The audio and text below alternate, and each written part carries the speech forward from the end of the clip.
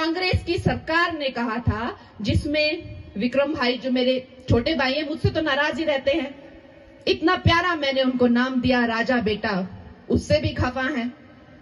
इतना प्यारा मैंने उनको बोला राजा बाबू, उससे भी खफा है। हम जो हमारे जो शीर्ष नेतृत्व हैं, अगर कोई हमसे हमारी तुलना करे तो हम तो गदगद हो जाएं। वो खुद को प्रधान सेवक कहते हैं, दुनिया उनको प्रधान सेवक कहती है। हमें कोई छोटा सेवक कह दे, हम तो गदगद हो जाएं। हमने उनको छोटा पप्पू क्या बोल दिया, अरे वो तो मुंह फुला के बैठ गए। उनको उस पे भी गुस्सा आ गया। मुझे कहते हैं मैंने अभद्र भाषा यूज की। अरे भाई, किसी को प्यार से छोटा पप्पू, राजा बाबू, राजा बेटा, ये तो बड़े ही प्यारे शब्द होते हैं, हम छोटे छोटे बच्चों के लिए यूज करते हैं। छोटा भैया है वो, उसको मैंने प्यार से बोल दिया, बड़ा नाराज हो गया। लेकिन वो भी मंत्री है इस सरकार में, तो वो भी इन बातों का जवाब दे कि आपने कहा था कि आप पेंशन स्कीम जो है वो शुरू करेंगी। की आपने स्कीम, पेंशन स्कीम शुरू किया आपने? काम की बात कीजिए। आपने कहा था मोबाइल हॉस्पिटल बनाएंगे, मतलब वैनें होंगी जिनमें हॉस्पिटल होंगे, वो घर घर जाकर, गली गली जाकर मुफ्त इलाज करेंगे। देखी ऐसी वैन किसी ने? देखी क्या मंडी में ऐसी वैन किसी ने नहीं देखी। आपने कहा था 5 से 6 लाख नौकरियां देंगे, मिली क्या किसी को नौकरी? आपने कहा था महिलाओं को, बेटियों को 1500 हर महीने देंगे, मिला क्या किसी को 1500? आपने कहा था जो बागवान फल उगाते हैं वो अपना मूल्य खुद तय करेंगे, हुआ क्या ऐसा? आपने कहा था खाद आप जो है 2 रुपए में ले, हुआ क्या ऐसा? अरे विक्रम भैया, आपसे काम की बात करें तो आप उल्टी बात करते हैं, और जब आपसे उल्टी बात करें तो आप कहते हैं हमें सीधी बात करनी है। तो आपसे बात कौन सी करे? काम की बात अगर इस देश में कोई करता है, काम कराने की बात अगर इस देश में कोई करता है, करके दिखाता है, और डंके की चोट पर गारंटी बोल के शुरू करता है और गारंटी से डिलीवर करता है, तो वो एक ही है, और वो है नरेंद्र मोदी। फिर मैंने कहा कि बताइए आपके नहीं, मैं समझता हूँ कि कंगना रनौत जी के बारे में मैंने कल भी कहा कि मैं उनका बहुत मान सम्मान करता हूँ, और उनका ही नहीं, हिमाचल प्रदेश की हर महिला का, हिमाचल प्रदेश की हर बेटी का। वो अपने को हिमाचल की बेटी कहते हैं, बहुत अच्छी बात है, वो हिमाचल की बेटी हैं, मगर उनको ये नहीं भूलना चाहिए हिमाचल में और भी ऐसी 15 से 20 लाख बेटियां हैं जिन्होंने हिमाचल प्रदेश का नाम अपने अपने क्षेत्र में रोशन किया है और भविष्य में करेंगी।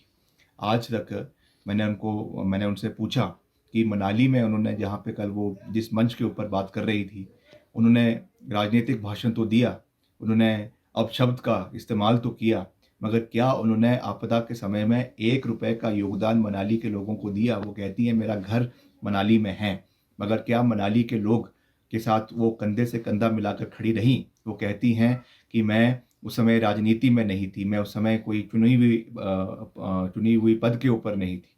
मैं उनको ये कहना चाहूँगा कि समाज सेवा के लिए, अपने लोगों के साथ खड़ा होने के लिए कोई पद की आवश्यकता नहीं होती है। अगर आपके मन में सेवा भाव था तो आप आपदा के समय में यहाँ पर आती, लोगों का समर्थन करती, और सरकार को भी जो आपने नाममात्र समर्थन किया उसमें भी आपने किस तरीके से बहानेबाजी करी, किस तरीके से आपने कहा कि कभी कहा सर्वर डाउन है, कभी कहा ट्रांसफ़र नहीं हो रहा है। मैं उनको कहना चाहूँगा कि जिन बच्चों ने मुख्यमंत्री जी से मिलकर, अपने छोटे छोटे स्कूली बच्चों ने अपने गुल्लक देकर, कईयों ने 100 रुपये, कईयों ने 200 रुपये, कईयों ने 300 रुपये दिए, तो वो श्रद्धा भाव से दिए हैं। अगर उसको देते हैं, अगर योगदान दिया जाता है, एक हाथ से दिया जाता है तो दूसरे हाथ को उसके बारे में पता नहीं होता है। इस तरीके से वो दिया जाता है, मगर इसको पब्लिसाइज कर जो सहानुभूति लेने की कोशिश उन्होंने करी है वो दुर्भाग्यपूर्ण है, पर हम उनका मान सम्मान करते हैं। मैंने उनको कल भी कहा कि मुद्दों के ऊपर बात हो। आज वो ओपीएस के बारे में कह रही थी कि पेंशन हमने नहीं दी, शायद उन्होंने अपना होमवर्क ढंग से नहीं किया मैदान में उतरने से पहले, या वैसे तो वो ट्यूटर होकर आती हैं, उनके जो साथ मीडिया की टीम चल रही है उनको अच्छी तरीके से प्रदेश के मुद्दों के बारे में जानकारी देनी चाहिए। हिमाचल पहला राज्य है जहाँ पे पूरे तरीके से ओपीएस को लागू किया गया, पहली कैबिनेट मीटिंग में किया गया। अगर वो इतनी ही हितैषी प्रदेश के कर्मचारियों की है तो मैं उनसे निवेदन करूंगा कि जो 9,000 करोड़ रुपए हिमाचल प्रदेश के कर्मचारियों के केंद्र सरकार के पास फंसे हुए हैं उसको रिलीज करवाने के लिए मोदी जी से बात करें, ताकि वो पैसा हिमाचल के कर्मचारियों को मिले और हिमाचल के कर्मचारियों को जो हमने ओपीएस के लाभ दिया है उसका पूरा लाभ हमारे साथियों को प्रदेश के अंदर मिले। इस सोच के साथ हमें आगे बढ़ना है। बाकी मैं यही विश्वास दिलाना चाहता हूं कि हिमाचल में ये चुनाव मुद्दों के ऊपर लड़े जाएंगे। ग्लैमराइज तरीके से चुनाव नहीं लड़े जाते हैं। बड़ी बड़ी बातें करने से लोगों के दिल नहीं जीते जाते, उसके लिए काम करना पड़ता है। उन्होंने पिछले कल जो है वो हमारे पूर्वजों की बात करी है। हमें उनसे कोई सर्टिफिकेट लेने की आवश्यकता नहीं है। वीरभद्र सिंह जी हिमाचल प्रदेश के 6 बार मुख्यमंत्री रहे। अगर उन्हें राजा कहा जाता है तो इसलिए नहीं कि वो किसी रियासत के राजा थे, इसलिए कहा जाता है कि 6 बार वो हिमाचल प्रदेश के इलेक्टेड चीफ मिनिस्टर बने हैं। और आज तक इतने लंबे समय तक प्रदेश में कोई मुख्यमंत्री नहीं रहा। केंद्रीय मंत्री रहे, 3 बार मंडी के सांसद रहे। इसलिए इस तरीके की बेतुकी बातें करना मैं समझता हूं कि उससे लोगों का दिल नहीं जीता जाएगा। ये एक लोकतांत्रिक प्रणाली है।